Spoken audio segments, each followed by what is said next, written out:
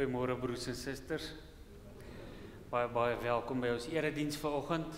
Mag die Here ook vanmôre elkeen van julle se harte so voorberei dat julle ook sy woord as julle woord ontvang. Kom ons begin ons erediens.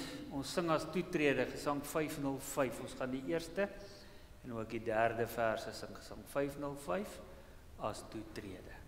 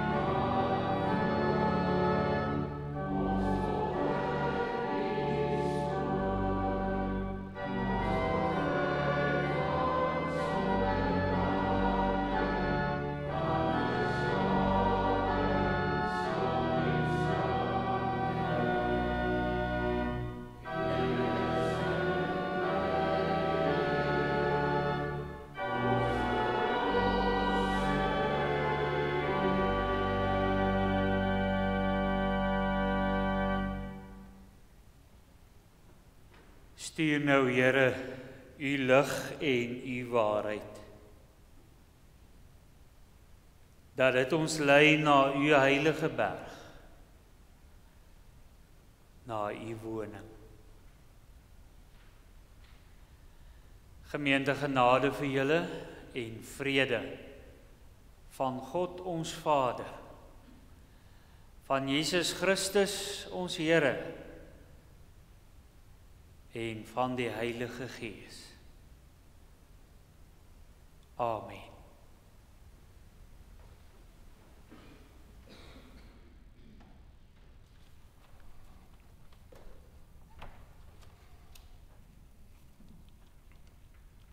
Gemeente, kom ons antwoord op die groet van ons Here. Daar's net een manier om vir ons om te antwoord, en dit is om die Here ons God te loof. Kom ons sing sy lof uit Gesang 191, vers 1 en 3.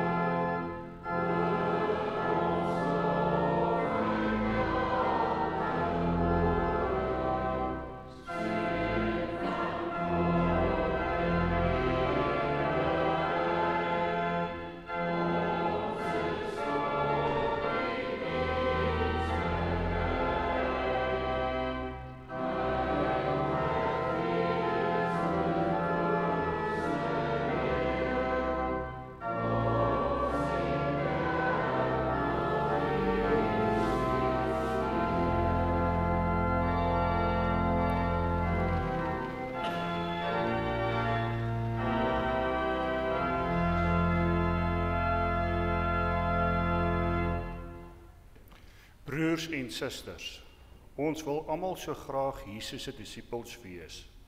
Maar om Jesus se disipel te wees, beteken om hom te volg.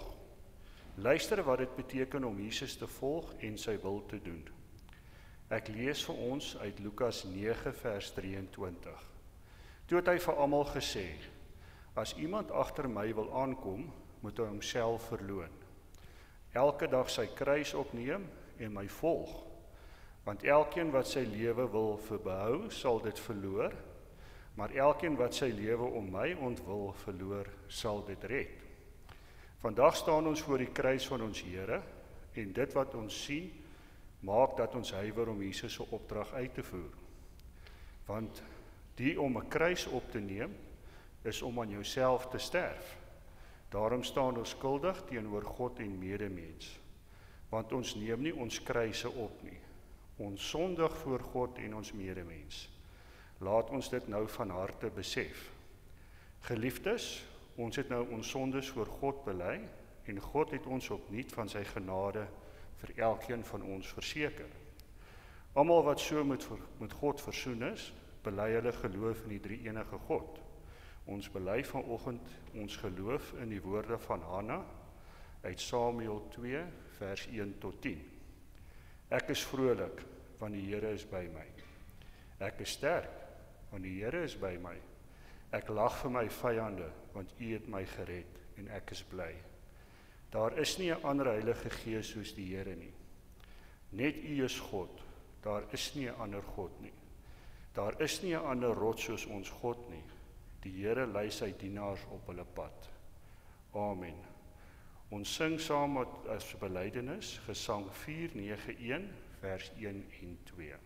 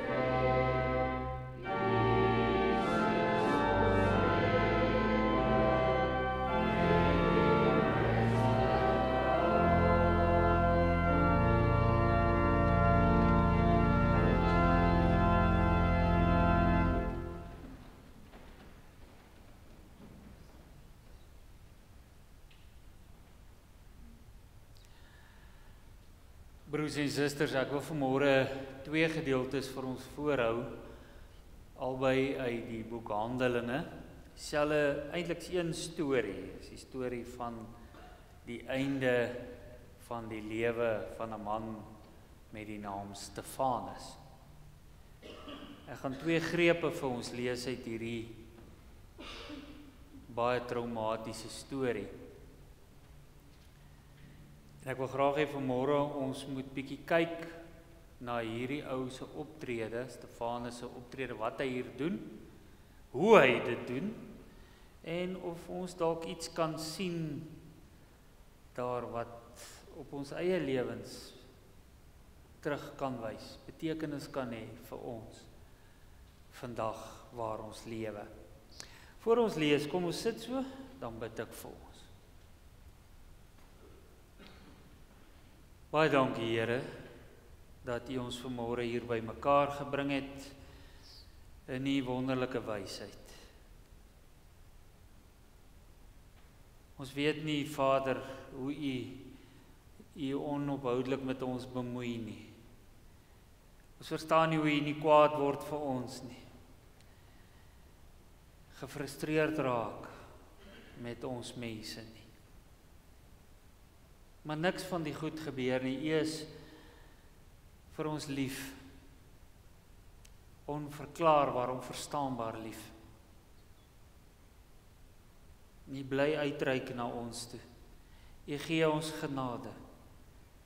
U stuur ons die Heilige Gees, soos vanmôre, om ons te roep en te sê, kom, ek wil met jou praat. Ons is hier om na u te luister, Here, en ons bid nou, maak ons stil in ons harte, help ons om te konsentreer, help ons om te verstaan. Ons weet die woorde is u woorde. Ons weet hierdie woorde is dalk nie vir ons elkeen dieselfde nie.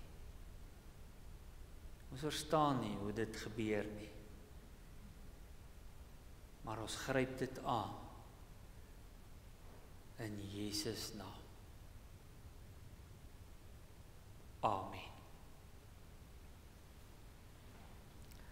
Handelinge hoofstuk 6 vanaf vers 8 tot vers 15. Dis die oomblik, broers en susters, waar die Joodse Raad, die leiers van die Jode, waar hulle vir Stefanus vang.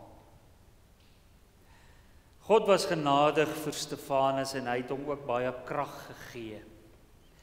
Stefanus het wonderwerke en groot tekens gedoen. Al die mense het geweet daarvan.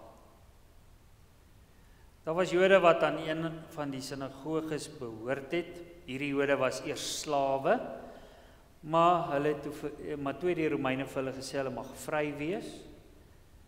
Hulle het gekom van Sirene, Alexandrië, Cilicië en Asië.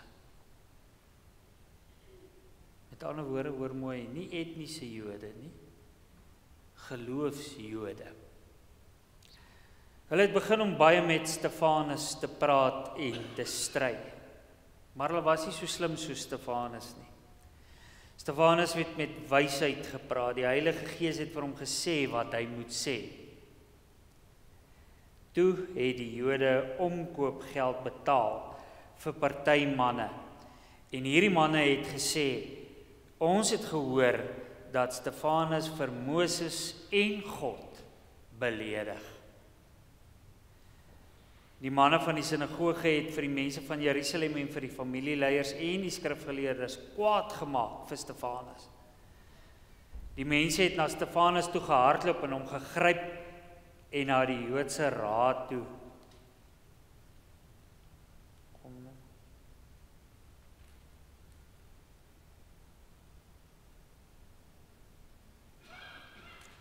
Na die Joodse Raad toe gebring.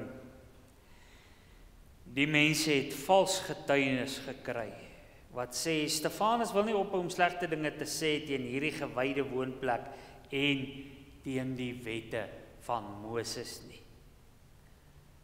Want ons het gehoor Stefanus sê, dat hierdie Jesus van Nasaret hierdie tempel sal afbreek, en dat hy die dinge sal verander wat Moses vir ons geleer het. Almal in die Joodse Raad het reguit na Stefanus gekyk. En hulle het gesien dat sy gesig soos 'n engel se gesig lyk. Uit Handelinge 6 tot hier. Ek het nou weer vergeet om te sê, onthou broers en susters, as jy saam met my lees, ek lees uit die Bybel vir almal, die Bybel wat geskryf is, vertaal is vir die dowes, omdat die taal so wonderlik eenvoudig is vir my. As jy in die 83 vertaling lees, sal daar dalk bietjie anderster sinskonstruksie wees, maar die boodskap bly min of meer dieselfde. Uit Handelinge 7 gaan ons aan die einde van die hoofstuk begin lees. Nadat hulle hom nou gevang het, kom Stefanus voor die raad, so in ons taal vandag, hy gaan nou uit hof toe gegaan, maar dit was 'n kangaroo court. Dit was nie 'n regverdige hof nie. En nou hoor ons wat met hom gebeur. Handelinge 7 vanaf vers 54. Toe die Joodse Raad hierdie dinge hoor, het hulle baie kwaad geword. Hulle was woedend. Hulle het op hulle tande gebyt, want hulle was kwaad vir Stefanus. Maar die Heilige Gees was in Stefanus. Stefanus het reguit opgekyk na die hemel en hy het gesien dat God koning is. Hy het ook vir Jesus gesien staan op die belangrikste plek langs God. Toe sê Stefanus, kyk, ek sien dat die hemel oop is en ek sien die Seun van die mens wat staan op die belangrikste plek langs God. Maar die Joodse Raad het hard geskree en hulle het hulle ore toegedruk, want hulle wou nie hoor nie. Hulle het almal saam na Stefanus toe gehardloop en hulle het hom uitgejaag tot buite die stad. Toe het hulle begin om hom met klippe te gooi. En die getuies het hulle boklere neergesit by die voete van 'n jong man, sy naam was Saulus. En terwyl die Joodse Raad vir Stefanus met klippe gooi, het Stefanus gebid en gesê, Here, neem my gees. Toe het hy op sy knieë geval en hy het hard geskree. Here, hierdie mense maak my dood, maar U moenie hulle straf oor hierdie sonde nie. Want hulle weet nie wat hulle doen nie. Nadat hy dit gesê het hy gesterf. Geliefdes, ek lees tot hier. Salig is julle vanmôre as julle hierdie woorde hoor, as julle dit glo, en as julle ook so gaan lewe.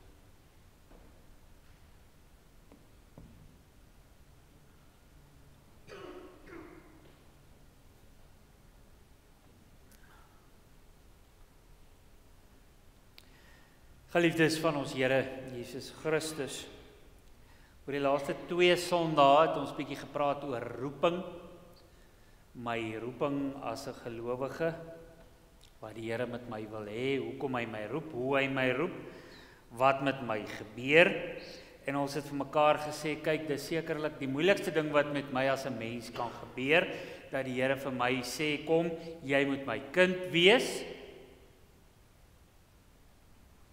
Maar ons het ook vir mekaar gesê, daar's 'n klomp dinge wat ek kan doen in die lewe, en as ek hierdie goed doen, dan is dit vir my moontlik om 'n geroepene te wees.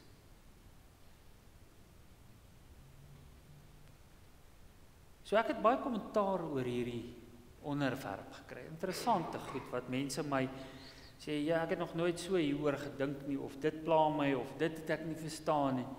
Maar een van die goed wat konstant by mense, wanneer ek met mense gepraat het, of hulle my gekontak het, of ge-WhatsApp het, sê Dominee, hoe kry ek dit reg om net gewoon gemaklik in vrede die Here se kind te wees vandag? Ek verstaan al die goed. Ek twyfel nie dat dit wat die Bybel my leer waar is nie. Ek weet wat moet ek doen. Maar goeie genade. Die druk van die wêreld, dit vat so baie uit my uit. Ek weet nie waar moet ek die Here se kind wees nie. Hy roep my en hy sê, wees my kind, ek is dankbaar en ek wil dit graag doen. Maar party dae is my lewe chaos. Regtig. Daar weet ek nie waar is bo en waar is onder nie. En laat ek eerlik wees, iemand sê vir my, Dominee, ek het nooit vrede nie. Ek fight elke dag. Ek staan op, ek beklei met die kinders. Ek gaan werk toe, ek beklei by die werk heel dag. Kom huis toe, dan beklei my vrou met my. My hele lewe is 'n fight. As ek Saterdag rugby kyk, skree ek vir die televisie ook nog.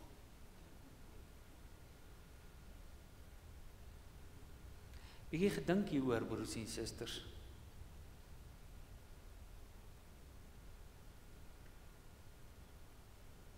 Dis 'n moeilike vraag om te antwoord.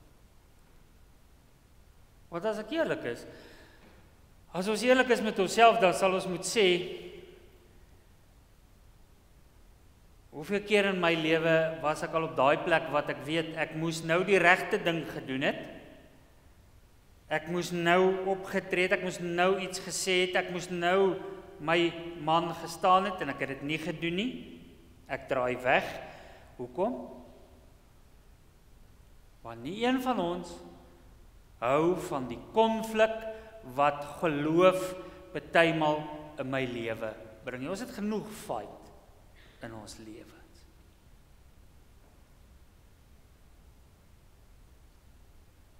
Ons wil nie nog wanneer dit kom by my verhouding met God, wanneer ek dit moet leef, wanneer ek daaroor moet praat, wanneer ek my geroepenheid moet uitleef.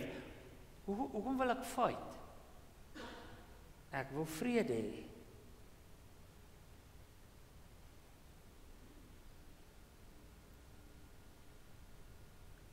Julle weet ons assosieer geloof met geluk en vrede.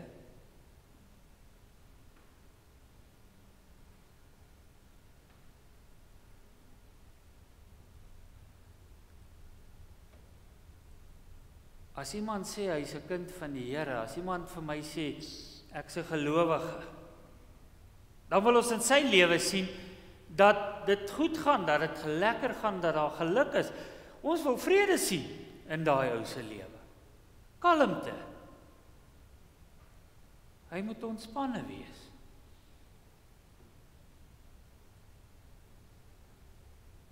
En dan kyk ek na my eie lewe en ek sê, goeie genade, wat gaan hier aan?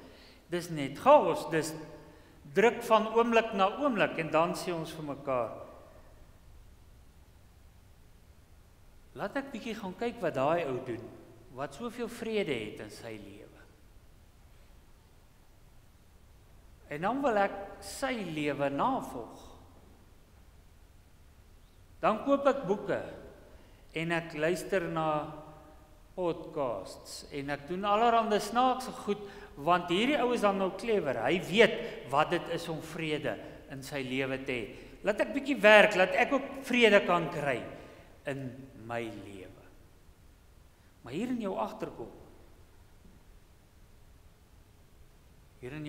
gebeur snaakse goed. Die oomblik wanneer jou lewe deurmekaar raak, die oomblik wanneer daar geweldige druk op jou is, die eerste ding wat in jou kop begin maal is, maar hoekom gebeur dit nou met my? Ek is dan die Here se kind. Ek doen dan die regte goed. Ek probeer die regte dinge doen. Hoekom gebeur hierdie goed nou met my? Wat het ek gedoen dat die Here nou soveel pressure op my sit?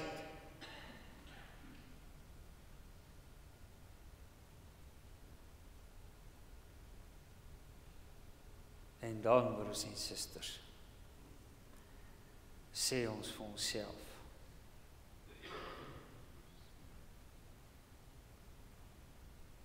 miskien is ek nie 'n kind van die Here nie,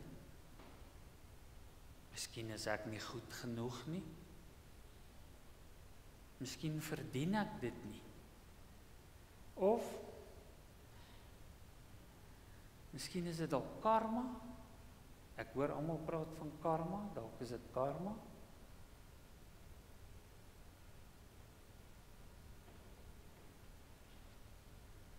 Uiteindelik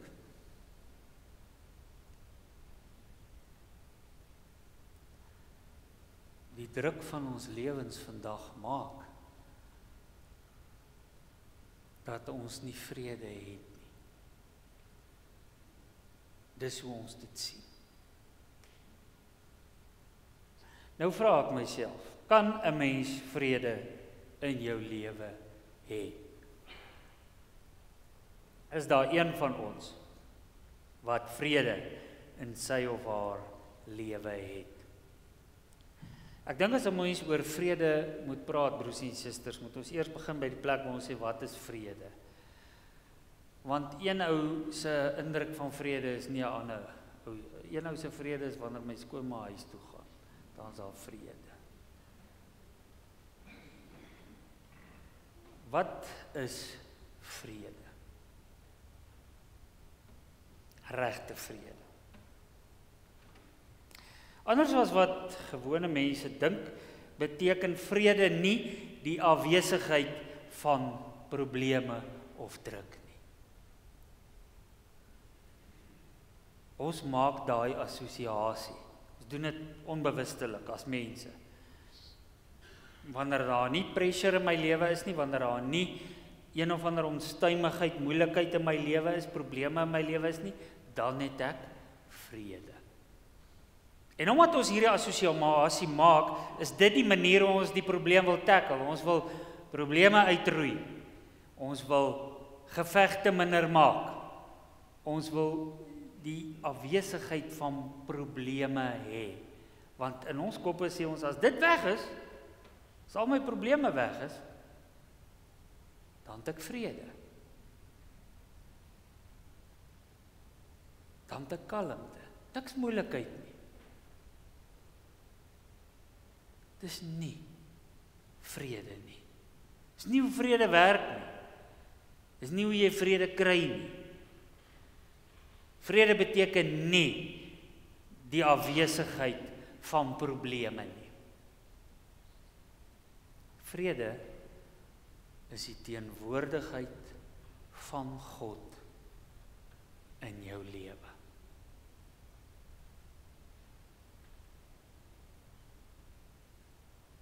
So hoe kry ek aan vrede in my lewe?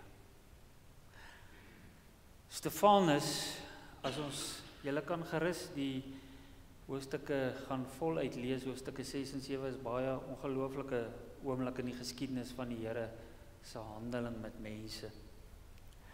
Maar ons hoor as mense, die skrywer sê vir ons, Stefanus was 'n man wat vol van die Here se genade en vol van sy wysheid was. Stefanus was so vol van die Here dat hy wondertekens gedoen het, dat mense na hom toe gestroom het, want almal wat hom gesien het, het geweet, hierdie man is 'n man van God. Stefanus het as getuie vir die Here opgetree, hy het gepreek, hy het die woord van die Here verkondig, hy het die genade wat God oor die wêreld uitgestrooi het, het hy na die mense toe gebring. Natuurlik het dit mense afronteer, en ons lees, daar was 'n paar mans, bekeerde Jode. Ons lees dat hulle van ander dele van die wêreld afgekom het, ander etniese groepe was. Met ander woorde, dis ouens wat hard gewerk het. Hulle is in Asië gebore, sê nou maar een was 'n Chinees. Hy het hard gewerk, hy het by die sinagoge gaan leer, hy het alles gedoen wat hy moes om 'n Jood te word. Klompie van hierdie ouens was bymekaar en hulle het ernstig eksepsie geneem oor die boodskap wat Stefanus verkondig.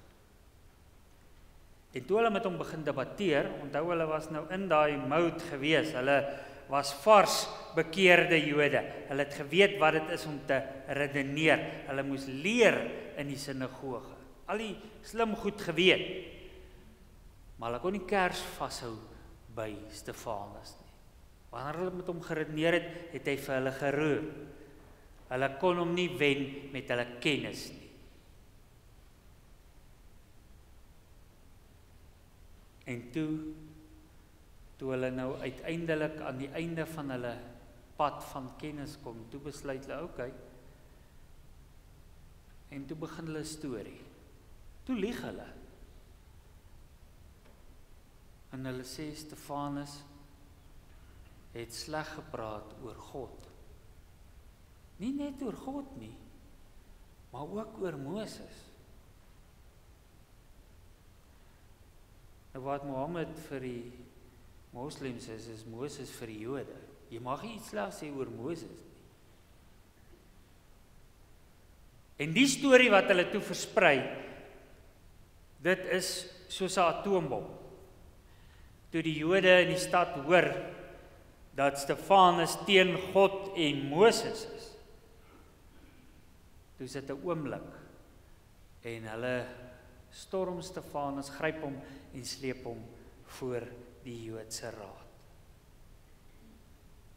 Die godsdienstpolisie het hom gevang. Ons lees nooit dat Stefanus hom verset nie. Ons lees nie dat hy weghardloop nie, ons lees nie dat hy terugbeklei nie.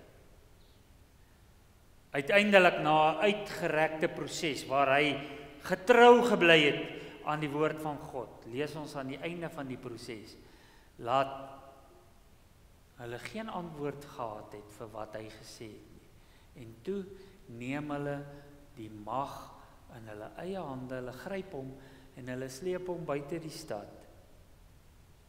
Broers en susters, na 'n plek toe waar hulle die gebruik gehad het om mense te stenig. Wat dit was 'n groot gat wat hulle in die grond gegrou het. Hulle het jou daarin gegooi, jy kon nie daar uitkom nie. En die ouens het hierbo gestaan en jou met klippe gegooi tot jy dood is. Dis wat dit was. Baie eenvoudig. En daardie skrikwekkende oomblik, lees ons dat Stefanus bid. Ons lees dat hy opkyk. En dat hy sê, Here, ontvang my gees. Hy was kalm. Hy was nie hysteries nie. Hy het nie probeer om hysteries daar uit te kom nie. Hy het nie hulle geskree en gevloek nie. Hy was nie kwaad nie. Hy het nie geskree, die Here gaan julle doodmaak nie. Stefanus het vrede gehad.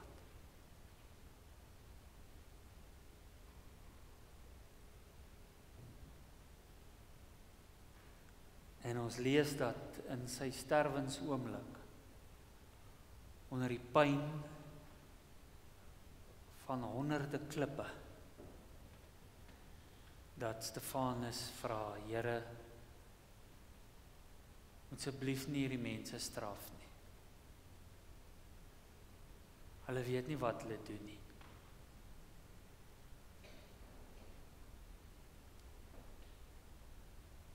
En daarmee het hy gesterf.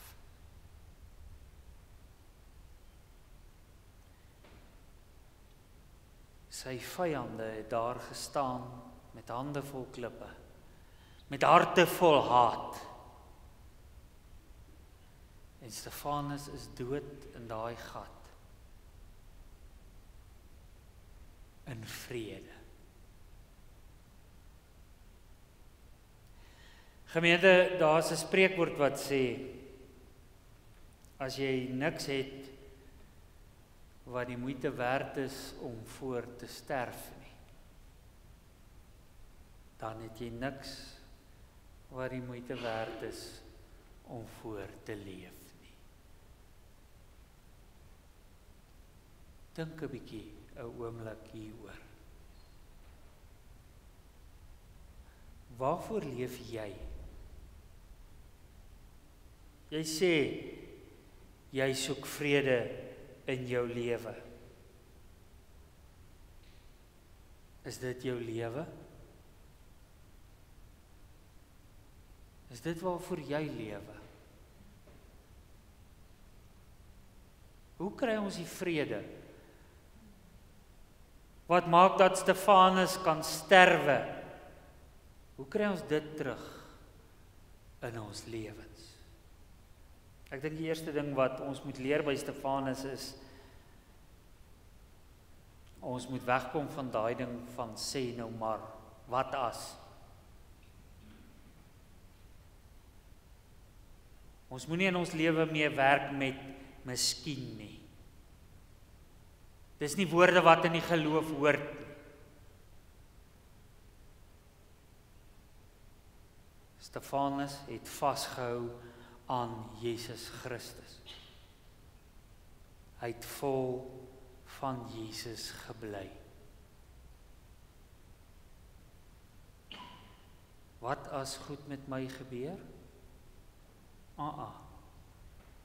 selfs al gebeur wat ook al met my.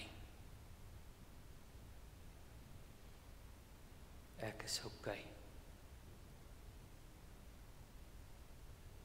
Want die krag van hierdie lewe kom nie uit my nie. Dit kom uit God. Bekommernis is die vredesdief in jou lewe. Waaroor is jy bekommerd? Ons is almal bekommerd. Moenie vir my sê, Dominee, ek is nie bekommerd nie, want dan sê ek vir jou reg dat jy jok. Ons almal is bekommerd. Ons leef in hierdie lewe met hope, bekommernisse. Weet julle, party van ons lewens is letterlik 'n lewe van bekommernis. Sê nou maar, wat as? Miskien is dit jou siekte, wat jou vrede by jou steel, wat dit eet, elke dag.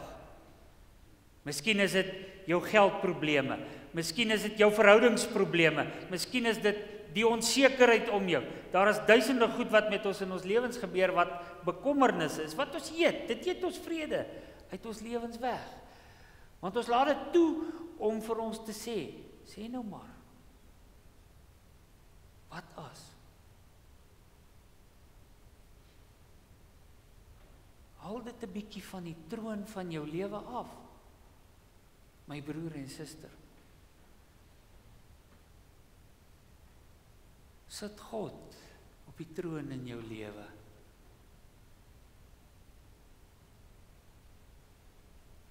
Wat as ek nie gesond word nie? Wat as ek nou dokter toe gaan en hy sê vir my, meneer, sorry, dis klaar. Wat as ek nie die paaiement kan betaal nie?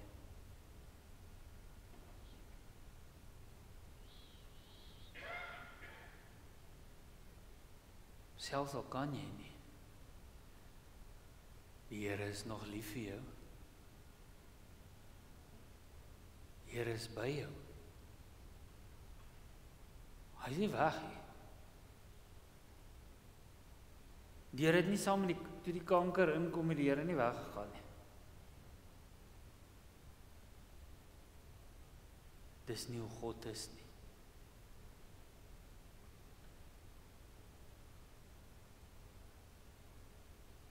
God bring daardie vrede in jou lewe.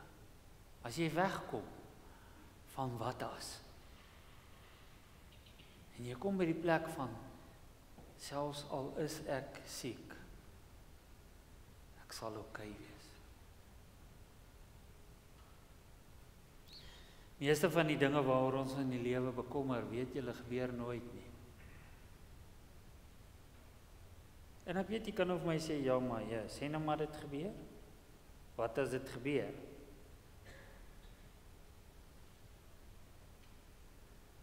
As dit gebeur, sal die Here jou ook daardeur dra.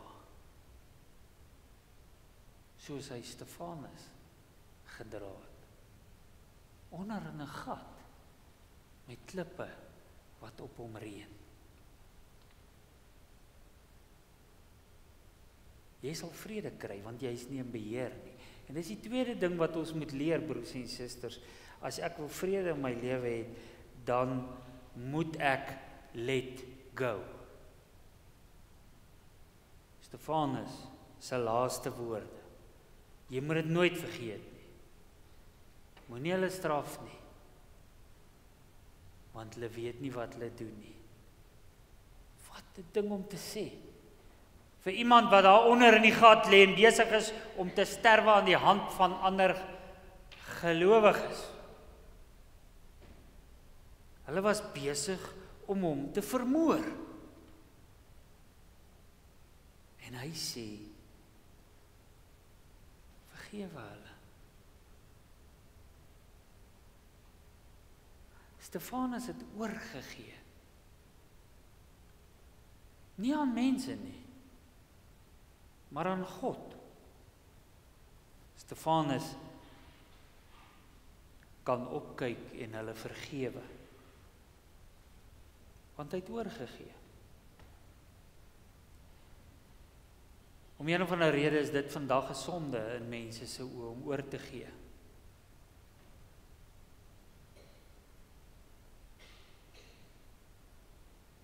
As jy wil vrede in jou lewe hê, gaan jy moet oorgee aan God.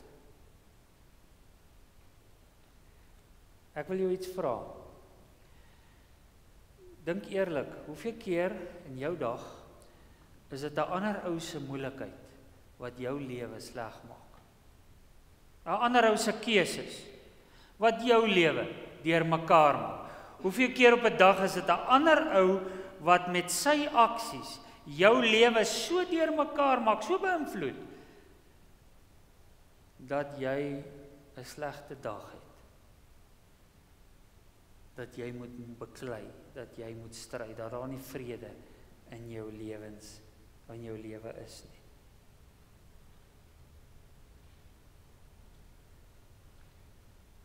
Nou wil ek jou vra, kan jy daai ander mense beheer?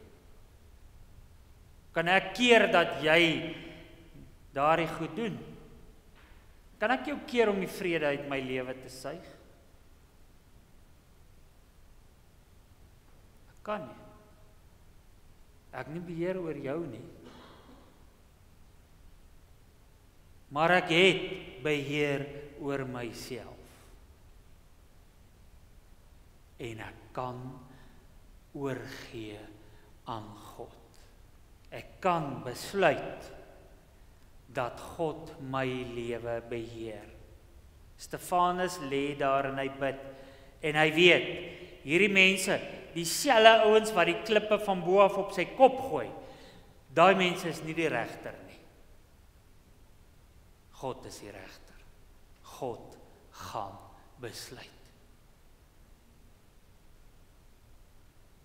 En hy gee oor. So baie keer spandeer ons soveel energie en stryd in ons lewens om ander mense te probeer beïnvloed, sodat ons vrede in ons lewens kan kry. Dis die domste ding om te doen.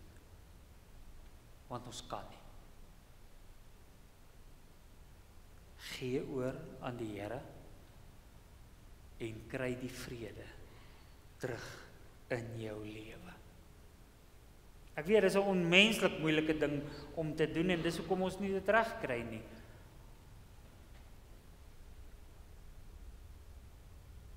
Vergifnis, broers en susters, beteken nie ek het verloor nie.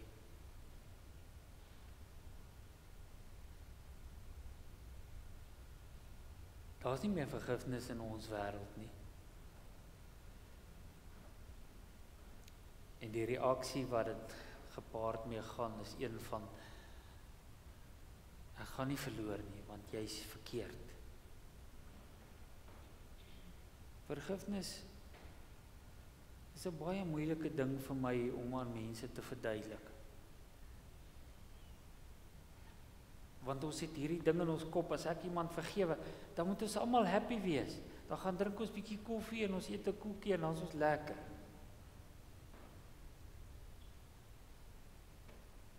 Ag, word wakker. Daar's nie so iets nie. Vergifnis beteken nie ek voel skielik goed nie. Vergifnis beteken ek is vry. Hoor mooi. Vergifnis beteken ek kry vrede. Ek is vry. Ek het dit vir die Here gegee. Is nie meer my moeilikheid nie. God het dit by my gevat en hy maak daarmee wat hy dink reg is. Ek het nou vrede.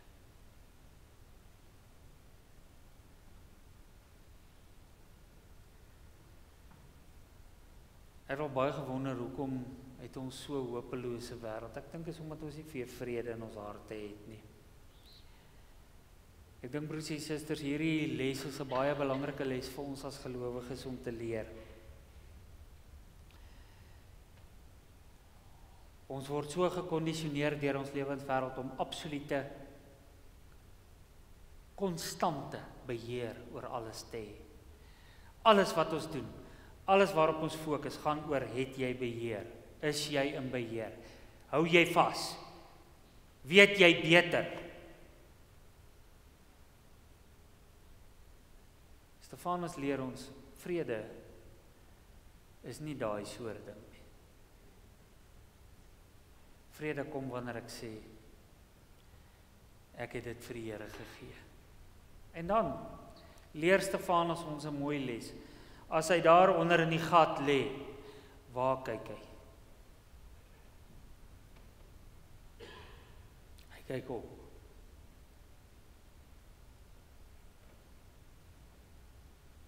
Dis die een ding wat vir ons wys, dat hy nie in hopeloosheid sterf nie. Dis die een ding wat vir ons sê, hierdie man het gekies om vrede te hê. Hy het oorgegee aan die Here, want waar kyk hy? Hy kyk op. En die Here wys vir hom, ek is by jou.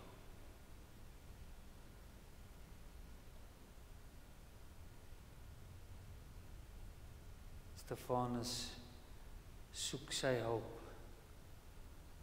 by die Here. En hy kry dit.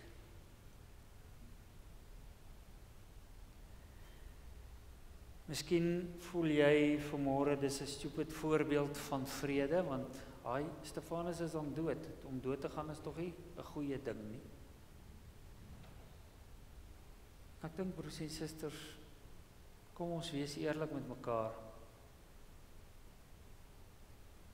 Baie goed in hierdie lewe, die dinge waarvoor jy lewe, is nie eers belangrik vir God nie. Dit behoort nie te wees vir jou nie. Wil jy vrede hê?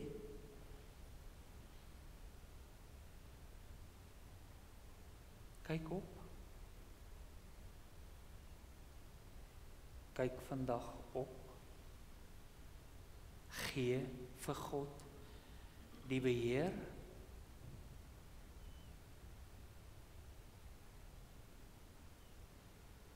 Die vrede sal kom. Ware vrede. En jy sal hoop kry. Jy sal Christus sien in jou lewe.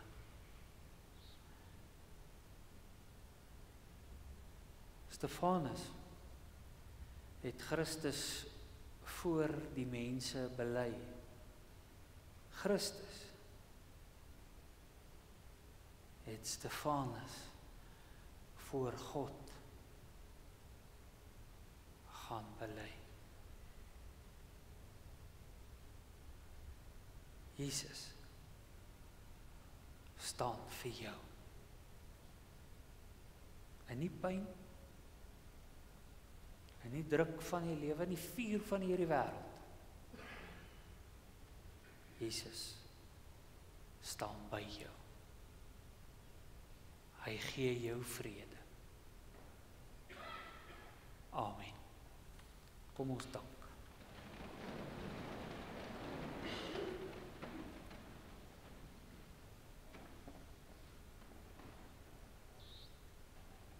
Baie dankie Vader, vir die voorbeeld van Stefanus. U het hom geroep om die kind te wees, en hy was gehoorsaam.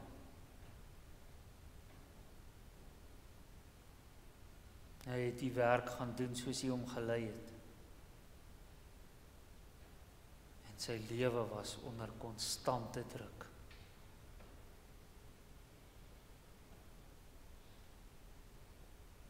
Maar hy was u kind. Tot in sy dood. Hy het vrede gehad. Help ons Vader, dat ons daardie vrede in ons lewens kan kry. Nie die vrede van die wêreld, wat ooreenkomste tussen mense is nie. Die vrede van ek is nie in beheer nie. God laat gebeur met my. En elke dag, met sy probleme, met sy pyne, met sy elke uitdaging op ons pad. Daai dag is ons dag en hy het vrede. Hy is vrede. Want U is met ons elke oomblik. U roep ons Vader en U vra vir ons om die kinders, U disippels te wees. Ons het dit net nou bely, Here, ons is nie goeie disippels nie, ons kom tekort. Maar U bly ons roep en U bly ons wys en U lei ons op ons paaie. Nou vra ons vanmôre, help ons om daai vrede in ons harte te kry.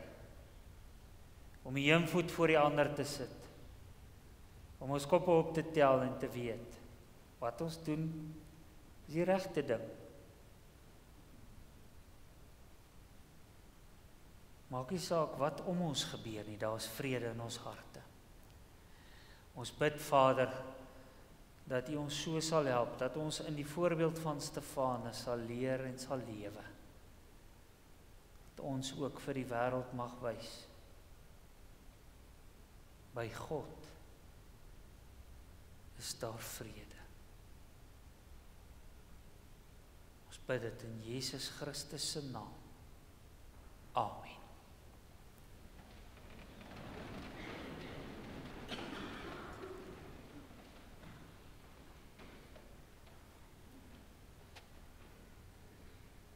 Kom ons sluit af, broers en susters. Ten slotte sing ons saam uit Gesang 488, vers 1 en vers 4. Gesang 488, vers 1 en 4 ten slotte. Daarna bly staan vir die uitspreek van die seën en dan sing ons ook die amen.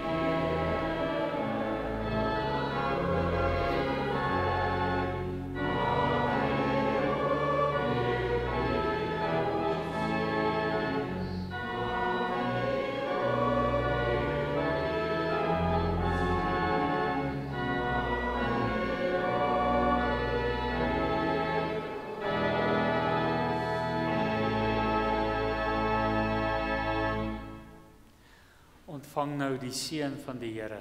Gaan dan huis toe in sy vrede.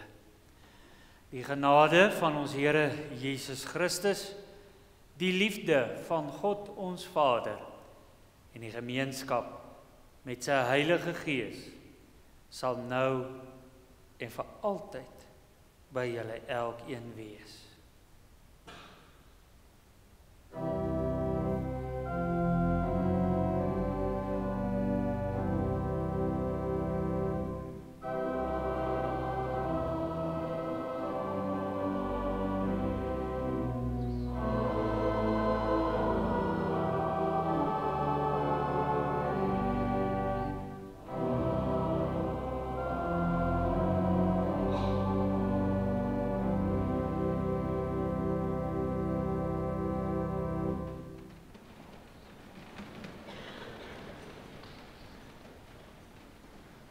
Baie dankie broers.